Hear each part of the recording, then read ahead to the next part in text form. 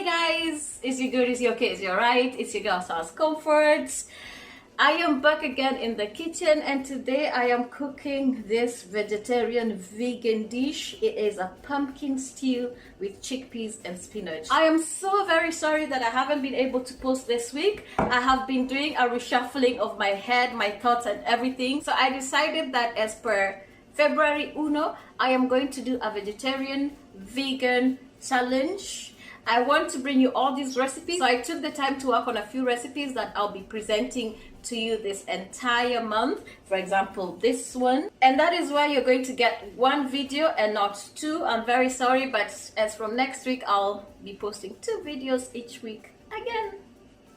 Before we continue, please make sure to subscribe, like, share, hit the notification button so that you get notified anytime I upload new videos. And let's get cracking. It's time to make this dish.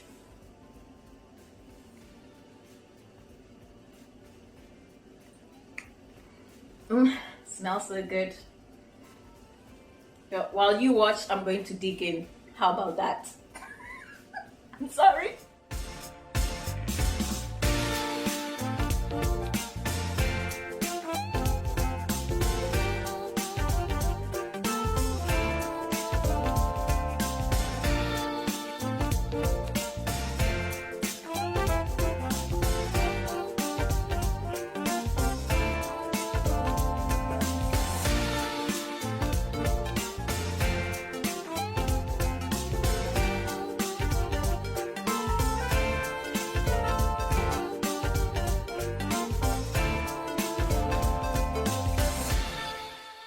You all know how much I love working with fresh ingredients. Just look at that. Look at how fresh and vibrant they all look. I'm so excited for this recipe. We are going to start by roasting our spices. I'm not going to use a whole lot of spices today. I have here cumin, coriander, some cloves, and cinnamon, and these are whole spices. You know how much I love working with whole spices. We are going to add this in a pan because we want to roast them for a few minutes.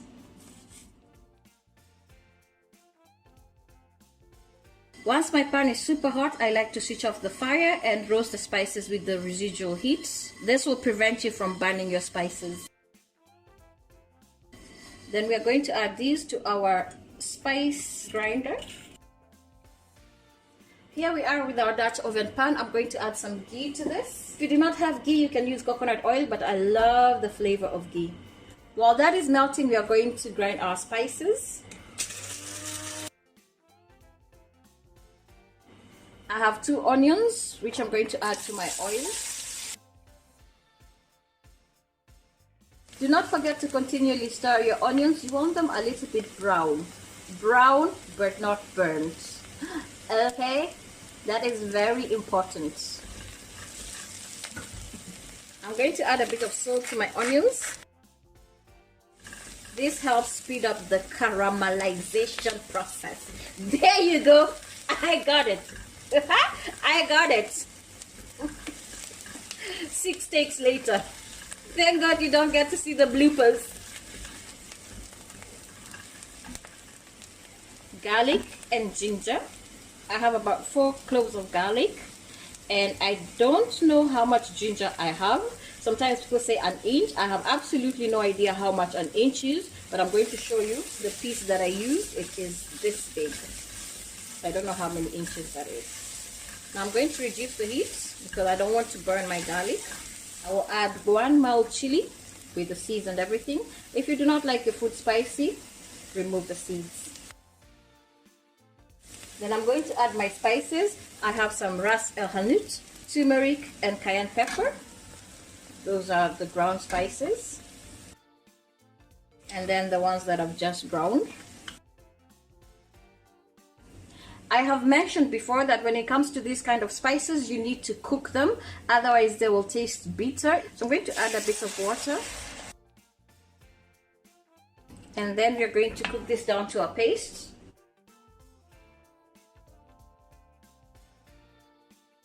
You want to cook this down until you see that glossiness of the oil.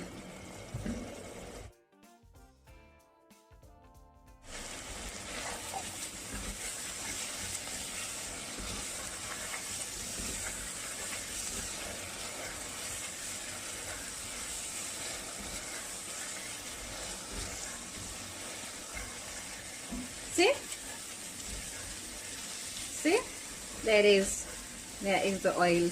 To me, this is a very important step when you're making anything that is curry related, anything that is a stew, and you're using cumin. I've mentioned the list of spices that need to be cooked down. It is a vital step. To me, that is. I don't know how you cook yours, but this is a game changer for my dishes. Then I'm going to add some tomatoes. Just a can of tomatoes. I think it's about 14 ounces. I have no idea, but it's a can of tomatoes.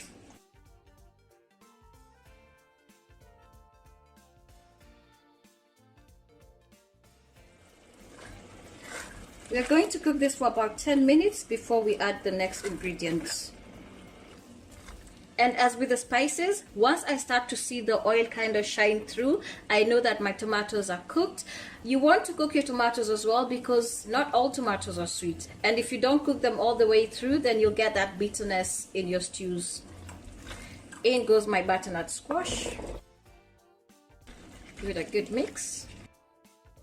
Look at how beautiful this looks. Veggie stock. You can also use chicken, but since we are going vegetarian, we are going to use vegetable. I'm going to let this come to a boil first.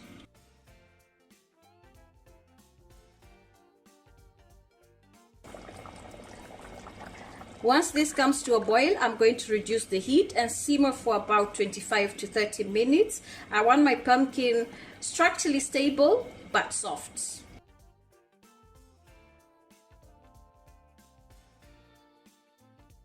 Now go ahead and put the lid on, and please do not forget to stir, okay? You do not want a burnt stew. 15 minutes later. One thing I love about making videos for YouTube is the fact that you can leave your food to cook and do other things. Like right now, I just came from having my lashes done, so they are popping. And my stew is almost done. At this point, I'm going to add my paprika and my chickpeas, zest of 1 lime,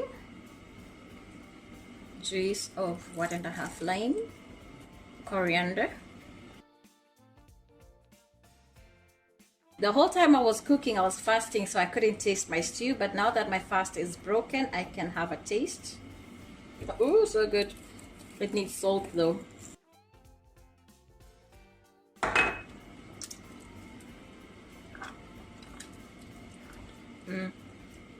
Tastes really good.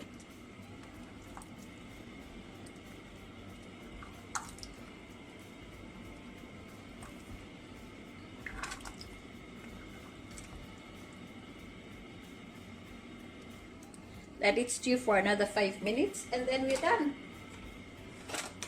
A little later. Last but not least, we're going to add some spinach.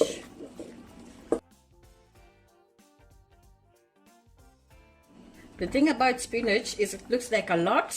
Give it 2 minutes, it's going to wither down and look like there's no spinach at all. I usually end up using a whole packet of spinach instead of just a handful. See what I mean? It looks like there's no spinach at all. I'm going to add some more. A lot of people usually wonder why I add my spinach straight from the packet, and that's because this one has been washed in ice water, so there's no need to wash it at all.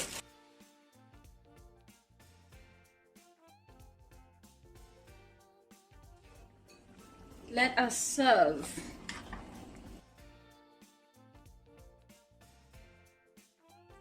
There you have it, guys, our first vegetarian vegan meal of the week. This stew has a bit of a North African origin to it. I hope you try it. Let me know what you think of it. Thank you so much for watching. It's been your girl's house comfort. Please do not forget to subscribe, share, like, hit the notification button so that you get notified anytime I upload new videos. And always remember to live, laugh, love. I'll see you on another video. Ciao, ciao.